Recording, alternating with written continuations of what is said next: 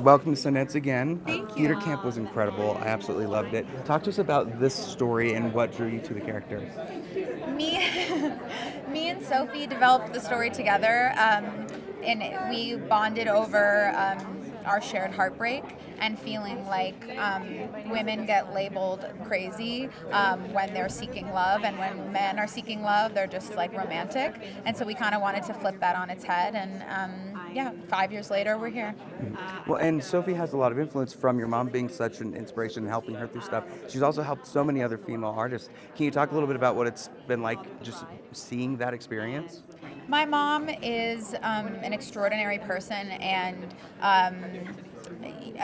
is such a giver, and teaches at the labs, and went to the labs 30 years ago. And I think being a teacher is such a big part of her life, and I love like intergenerational friendship. So all of my friends come over, whether it be Rachel, Emma, we all come and ask my mom for advice. And the biggest advice that my mom always gives is that this business is really fucking hard, and that one thing doesn't mean you're going to get another thing, and it's like this, and you just got to keep spinning multiple plates. And even this, when it wasn't happening after 5 years, we would complain about it, and she'd be like, I don't know, dude, keep going, keep trying. And that tenacity has really pushed me forward. Very cool. We're so excited to see this. Thank you so much, Molly. It's great meeting you. No, I'm not going to have any time, but I want to see a lot of these films. Twinless in particular. That's the movie I'm like most excited to see. And I've been hearing such great things about it. And I just really want to see Twinless. Yeah. What about the romantic comedy makes it worth seeing in a theater with as many people as possible? Oh, I think all movies are worth seeing in a theater with a bunch of people. But this one's particularly interesting because I think it really adds to the genre. It has something new to say. It explores a different tone of rom-com. And I just think and particularly like the comedy of it and the tension. There's a lot of tension in this movie too. It plays really well when you're with other people and feeling it with other people. But it also works at home, I'm sure. Like, these movies are just easy to watch. They're not challenging. They're not pretentious. It's just a good time, and I hope people have a good time watching it. What was it like on set working with Molly Gordon? Were there any workshops that you were doing, or just fun like group cast things? No, Molly's the best. We just we're both working our asses off. We just wanted to prep for the next day, the next week, all the time, and we just had a lot of fun. We were laughing the whole way through and felt really comfortable doing the things that we had to do, which were pretty uncomfortable scenes, generally speaking. But I think because we're friends and had fun, it just made it all the easier. Very cool. Well, thank you so much, Logan. I'll let you keep going down the line. But thank you so much. Great meeting you. Can you talk to us about your character? Yes, so I play Max. That's Iris's best friend, who she calls in a pickle, and Max is just like a ride or die, girl's girl, kind of, the girl you want to call in an emergency. And she brings a little thinking, a little magic maybe to the situation. Will this be the first time that you've seen the film? I actually watched it last week with my family at home in Australia, which was really nice. I wanted to see what they thought, and they loved it. But I'm so excited to see it with an audience. I think comedy really needs to be watched in a theater with an audience, so I'm pumped. Well, and what is the message that the story has for contemporary dating? Ooh, for contemporary dating, I think it has a message of like honesty and communication being really important and difficult, but necessary. Yeah. Well, thank you so much. I'm really excited to see this. Yay, thank you. Yeah, I play Kenny.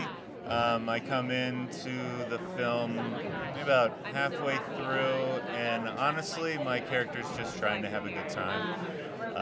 And I took that motivation through the movie and as well on set. And I think my character is just trying to make sure everyone's okay. Right. So yeah, and I'm in a relationship with Max, Geraldine's character, and I'm in love with Max. Very cool. Well, I without spoiling anything. Yeah. I keep hearing this term "soft boy." I've heard it from Sophie. What is What is a soft boy to you? I guess it's an emotional man who is maybe more needy than he puts on, and maybe his needs take precedent, or his emotions. Nice. Maybe. I'm not great with the terms.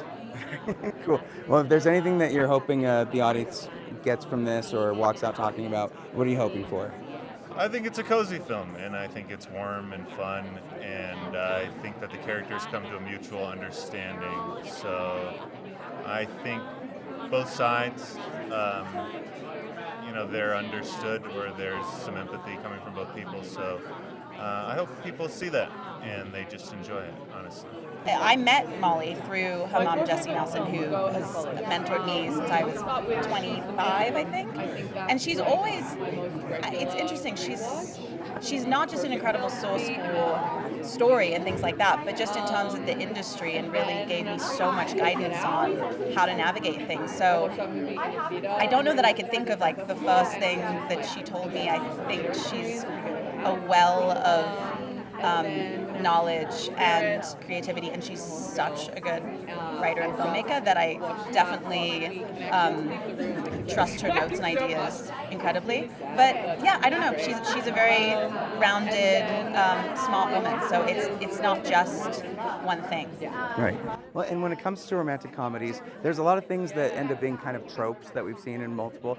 What do you think is the trick to making those impactful in new films that elevate that? I think in Ojai what we try to do is kind of lean into tropes and then subvert them.